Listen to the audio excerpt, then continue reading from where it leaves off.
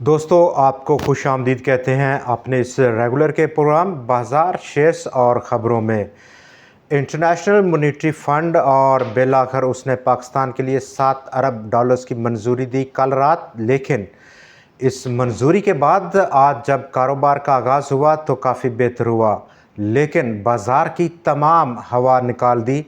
क्या ये एक बहाना है बाज़ार में माल बेचने का? वजह क्या है? जबकि आज के प्रोग्राम में हम हब पावर पर एक डिटेल्ड स्पेशल रिपोर्ट आपके साथ पेश करेंगे कि क्या अपॉर्चुनिटीज़ और क्या उसके लिए सेटबैक्स हैं जो इस वक्त बहुत धूम मची हुई है आईपीपीज़ के कॉन्ट्रैक्ट्स और ख़ास तौर पर उनका जो कैपेसिटी पेमेंट्स हैं उनको लेकर। इंटरनेशनल मॉनेटरी फ़ंड का अप्रूवल और बड़े अरसे से अप्रूवल का इंतज़ार था, बिल आखिर हुआ। बाज़ार ने उसका कुछ ख़ास पॉजिटिव इफ़ेक्ट नहीं लिया। क्या वजह इसकी? क्या रोल ओवर वीक है जिसका कि कल आखिरी दिन होगा? आईपीपीज़ इशू या पॉलिटिकल अनसर्टेनिटी जो इस वक्त उसमें जो पॉलिटिकल अनसर्टेनिटी है, स्टेक्स बहुत हाई हो चले हैं। ईज़ ऑफ मूवमेंट बाज़ार में देखा जा रहा है और क्या अब करेक्शन रहेगी? ये वो तमाम क्वेश्चंस हैं जिनका आज हमें उसको एनालाइज़ करेंगे अपनी इस वीडियो में। कल चूँकि आखिरी दिन होगा इस हफ़्ते का, फ्यूचर कॉन्ट्रैक्ट्स को रोल ओवर करने का भी आखिरी दिन होगा, तो क्या पॉसिबिलिटीज़ हैं बाज़ार की? आज बहुत अनएक्सपेक्टेड मार्केट का बिहेवियर देखा गया, मोस्टली जहां पर इंटरनेशनल मॉनेटरी फ़ंड और उस अप्रूवल के बाद अक्रॉस द बोर्ड हमें एक बड़ी सेलिंग देखी गई लार्ज कैप स्टॉक्स में, जहां पर कल के एक दिन के वक्फे के बाद उस करेक्शन को फिर से रिज्यूम किया हब पावर कंपनी ने, और 125 रुपये की जो उसकी सपोर्ट थी जो कि उसने इससे पिछले कल उसको बनाए रखा था वो तोड़ दिया। अब 114 रुपये अगला पॉसिबल सपोर्ट रह सकता है हब पावर का, जबकि मजमूई तौर पर आज जहां पर मंदी देखी गई 590 पॉइंट्स की, और हब पावर अकेले ने उसने कंट्रीब्यूट किया 160 पॉइंट्स को। बाज़ार जो कि आज all time high intraday post करने में कामयाब रहा 82,905 पॉइंट्स की सतह का। इस तरह से गिरना और अचानक गिरना, इसमें कुछ कुछ ख़ास किस्म की इंडिकेशन रह सकती है। दोस्तों आज चूँकि सेकंड लास्ट दिन है इस रवां हफ्ते का, और हम आज इस अपने स्पेशल प्रोग्राम में जो पॉसिबिलिटीज़ हैं आज के मार्केट गिरने की, जिनमें के पावर सेक्टर 193 पॉइंट्स की कंट्रीब्यूशन दी। इस पूरे सेक्टर ने स्वाय सैफ पावर के बाकी तमाम शेयर्स इस सेक्टर्स के मनफी रहे हैं। फर्टिलाइज़र सेक्टर दूसरे नंबर पर जिसने बड़ी कंट्रीब्यूशन दी, पावर के बाद 188 पॉइंट्स की मनफी कंट्रीब्यूशन दी, जबकि आलमोस्ट 70-75% आज जो सेक्टर्स हैं उन्होंने मनफी कंट्रीब्यूट किया है। तो पॉसिबिलिटीज़ ईज़ ऑफ मूवमेंट अभी स्टिल इंटैक्ट है बाज़ार में, लेकिन आज का जो मार्केट का झटका देकर बंद होना है डाउन साइड पर, ऑलमोस्ट 590 पॉइंट्स का गिर जाना। इससे पहले 100 एक्स ने 658 पॉइंट्स का इंटरडे हाई पोस्ट किया था, वो फेल हुआ और बड़ी तेज़ी से गिरा। कुछ पैनिक हमें देखने को मिली, और ये पैनिक किस किस डायरेक्शन में जाएगी बाज़ार को लेकर। रोल ओवर वीक और रोल ओवर वीक कुछ बहुत बड़ा अब बचा नहीं है। 4 दिन गुजर गए, कल का दिन बाकी है, और ऑलमोस्ट 5 या मैक्सिमम 6% का अभी रोल ओवर सेटलमेंट होना फ़िलहाल बाकी है, जो कि बड़ा एक इशू नहीं है। पॉलिटिकल अनसर्टेनिटी डेफिनेटली उसका बहुत बड़ा आज स्टेक रहा आज की मार्केट गिरने में। आईपीपीज़ का इशू, और आईपीपीज़ में जो इंडेक्स हैवीवेट स्टॉक है जिसमें कि हब पावर ने लीड किया, पाकजन पावर और दूसरे तमाम स्टॉक्स ने उसको कंट्रीब्यूट किया। हम डिटेल डिस्कस करेंगे इस इससे पहले कि हम स्टॉक मार्केट को एक बार फिर से डिस्कस करेंगे।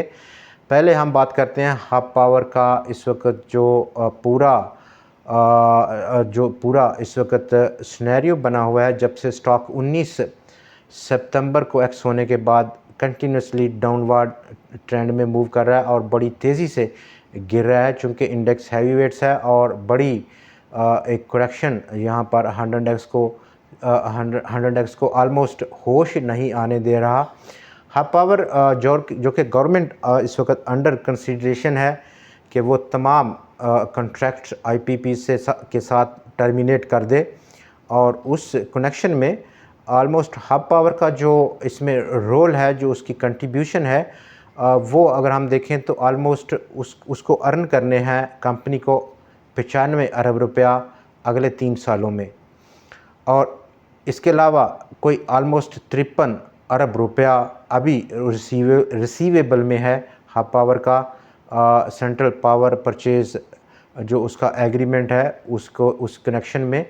तो नंबर 2 जो ऑप्शन है यहाँ पर गवर्नमेंट का जो ये डराना है कि टर्मिनेट करेंगे, बातचीत मतलब कि है हाफ पावर मैनेजमेंट और गवर्नमेंट के दरमियान में, और इस बातचीत जो कि मोस्ट इफ़ेक्टिव वे लग रहा है, अगर गवर्नमेंट अब्रप्टली टर्मिनेट करती है कॉन्ट्रैक्ट्स को तो definitely international court of arbitrage में केस जाएगा, और वहाँ पर ये तमाम आईपीपीस केस जीतने की बहुत ज़्यादा उनके पास चांसेस हैं।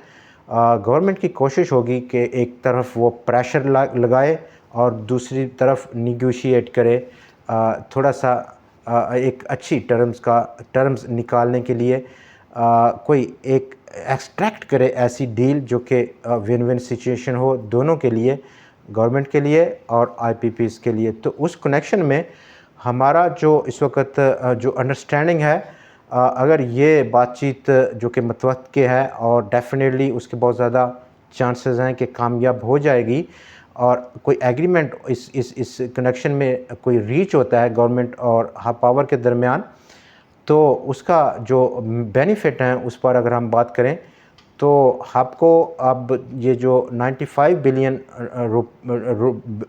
बिलियन रुपए की पेमेंट है जो कि उसने अगले 3 साल में गवर्नमेंट ऑफ पाकिस्तान से रिसीव करनी है, वो शायद उसमें कुछ कंसेशन दे, और अब ये अमाउंट उसको इंस्टेंटली भी गवर्नमेंट रिलीज़ कर सकती है।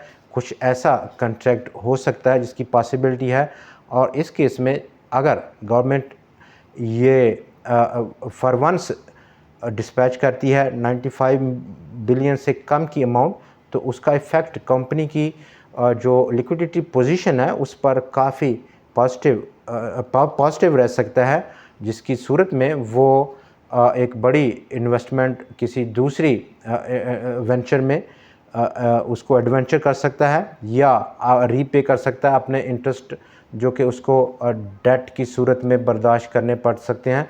तो ये दोनों सूरतों में एक पॉजिटिव इफ़ेक्ट रह सकता है। ऑलमोस्ट जो कैपेसिटी पेमेंट्स हैं वो अगर टोटल नहीं तो कम ज़रूर गवर्नमेंट देगी इन तमाम आईपीपीज़ में, और हाफ पावर चूँकि लीडर है इस पूरे सेक्टर का, तो उसका डाटा कुछ इस तरह से रिफ़्लेक्ट हो रहा है। आज जहां पर हम बात करें बैक टू बाज़ार 100x, कल आखिरी दिन रहेगा, और कल चूँकि वीकेंड है उसके बाद, और इस तरह की जो पॉलिटिकल अनसर्टनिटी हमें पिछले चंद दिनों से देखने को मिल रही है उसको हम मज़ीद ऊपर जाता हुआ देखेंगे। इस वीकेंड में बहुत ज़्यादा डिस्कशन रहेगी, और उस डिस्कशन का इफ़ेक्ट उससे अगला दिन जो मंडे का होगा, वेरी नेक्स्ट डे जब बाज़ार खुलेगा, ट्रेडिंग शुरू होगी, तो हम देखेंगे। यहाँ पर अगर हम देखें कि अपकमिंग क्या इवेंट्स बचे हैं बाज़ार में, ओवरऑल इकोनॉमिक इवेंट्स जहाँ पर आईएमएफ हो गया, रेट कट हो गए, इन्फ्लेशन का डाटा डेफिनेटली सितंबर का जो हमें अवेलेबल होगा ट्यूसडे को, वो एक टून सेट करेगा आने वाली मॉनेटरी पॉलिसी की, जिस पर अब तमाम स्टॉक मार्केट का उसकी निगाह होगी, नज़र होगी, और हमें भी इस पर निगाह रखनी होगी। नंबर 3, जो रिज़ल्ट सीज़न है ऑलमोस्ट ओवर हो चुका है। उस कनेक्शन में अब कुछ बचा नहीं है। बड़े बड़े तमाम कंपनीज़ के रिज़ल्ट रिवील हो चुके हैं, पब्लिक हो चुके हैं और अब इंटरेस्ट रेट्स की जो रिडक्शन है और उस कनेक्शन में इन्फ्लेशन का डाटा सितंबर का वो एक रोल प्ले करेगा जो कि ट्रिगर रह सकता है। और इस ट्रिगर के कनेक्शन में आज जहां पर एक ब्रेकिंग न्यूज़ रही, top story of the day, national saving schemes के रेट में ज़बरदस्त कटौती हुई।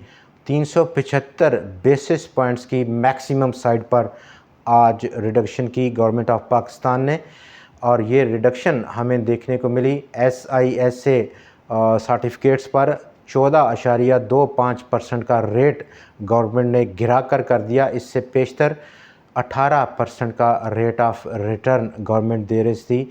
इन सर्टिफिकेट्स पर 375 बेसिस पॉइंट्स की कमी यकमुश्त की है एक सर्टिफिकेट में। अगला अगर हम देखें तो 300 बेसिस पॉइंट्स की कमी रिडक्शन SA सर्टिफिकेट्स पर देखी गई। 19% से कम होकर अब वो 16% पर आ गया। आज के दिन BSC 14.16% का रेट रहा और इससे पेशतर जो रेट था वो 15.36% का था।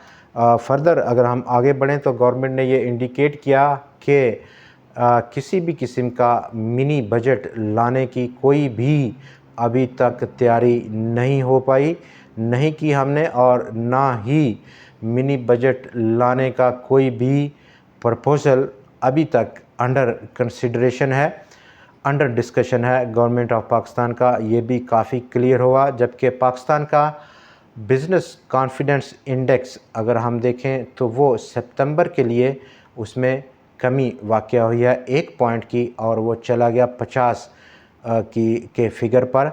फर्दर ओवरसीज़ इन्वेस्टर्स जो कि पाकिस्तान के अंदर इन्वेस्ट किए होते हैं, चाहे वो FDI हो, पोर्टफोलियो इन्वेस्टमेंट हो या फिर बॉन्ड्स की इन्वेस्टमेंट हो, वहाँ पर उन्होंने प्रॉफिट्स को वापस अपने अपने मुल्कों में भेजा है 136 मिलियन, और ये फिगर अगस्त के लिए रहा है। नंबर 4 जो टॉप एक किस्म का हमें ट्रिगर है वो ग्लोबल ट्रेंड है, और ग्लोबल ट्रेंड पर भी हमें काफ़ी बड़ी और एक ज़बरदस्त निगाह रखनी होगी। US का डाटा जो कि आज ड्यू है, इकोनॉमिक डाटा फाइनल GDP आज एक्सपेक्टेड है 5:30 बजे पाकिस्तान के वक्त के मुताबिक। क्वार्टर ऑन क्वार्टर बेसिस पर 3% की फोरकास्ट कर रखी है एनालिस्ट ने अक्रॉस द ग्लोब, और अनएम्प्लॉयमेंट क्लेम है जिसमें कि इजाफा देखा जा सकता है एज़ पर द एक्सपेक्टेशंस। जबकि फेड चेयरमैन मिस्टर पावल आज एक प्रेस कॉन्फ्रेंस भी करने वाले हैं ऑलमोस्ट 6:15 पाकिस्तान के स्टैंडर्ड वक्त के मुताबिक। डाउन साइड अब हम बात करेंगे ईज़ ऑफ मूवमेंट बाज़ार का। मोस्ट ऑफ द इंडिकेटर्स यहाँ पर आज बाज़ार बंद हुआ है, वो हमें इंडिकेट कर रहे हैं कि देयर इज़ सम करेक्शन। आने वाले दिनों में हम कुछ करेक्शन देखेंगे बाज़ार में। ये करेक्शन कितनी लंबी रहेगी फिल वक्त उस पर अभी एग्जैक्टली उसको पिन पॉइंट कर लेना, एक नंबर दे देना ये फ़लाँ लेवल पर ख़त्म हो जाएगी, काफ़ी ज़्यादा प्रीमेच्योर है। तो हमें मार्केट एक्शन कल का देखना होगा कि कल मार्केट क्या एक्शन लेती है। मोस्ट ऑफ दी जो मार्केट एक्शन है एक्सपेक्टेड वो हम तो करेंगे। रोल ओवर सेटलमेंट अब इख्तिताम को पहुंची, और अगर जो बाकी की 5-7% है उस कनेक्शन में इन केस शॉर्ट कवरिंग के नतीजे में जो एक पॉजिटिव इफ़ेक्ट कल बाज़ार पर हो सकता है हल्का सा। आज के अगर हम टॉप शेयर्स देखें जिनमें कि पाकिस्तान इंटरनेशनल एयरलाइंस फ्लोर लगा और काफ़ी दिनों से एक बड़ी रैली में था। 1 अक्टूबर को ऑक्शन होगा, बोली लगेगी। 6 कंपनियां शॉर्टलिस्ट हैं जो कि बोली लगाने में हिस्सा लेंगी, और डाउन साइड जो सपोर्ट है स्टॉक का वो 18 रुपये 16 पैसे की सतह का। अदर टॉप शेयर्स जिनमें कि आज ज़बरदस्त रुझान देखा गया और उनमें मोस्टली इंडेक्स हैवी वेट या इंडेक्स में उनकी रिप्रेजेंटेशन कम है। सिक्योर लॉजिस्टिक्स, फौजी सीमेंट, नेशनल बैंक, ठट्ठा सीमेंट एक ऑल टाइम हाई पे है और शॉर्ट टर्म के टर्म पर्सपेक्टिव में प्रॉफिट को बुक कर लेना एक बेहतर ऑप्शन रह सकता है ठट्ठा सीमेंट में। फातिमा फर्टिलाइज़र, गोलामन टेक्सटाइल, आउटस्टैंडिंग रिजल्ट देखा गया गोलामन टेक्सटाइल की जानब से आज, जहां पर प्रॉफिट्स जो कि चौथा क्वार्टर था उसका, उसमें ज़बरदस्त इजाफा 79% का ग्रोथ रहा प्रॉफिट्स में। 2.42 बिलियन रुपए का प्रॉफिट गेन किया इस आखिरी क्वार्टर में। 3 रुपये और 27 पैसे का अर्निंग पर शेयर रहा। पे आउट को स्किप किया स्टॉक ने फ़िलहाल।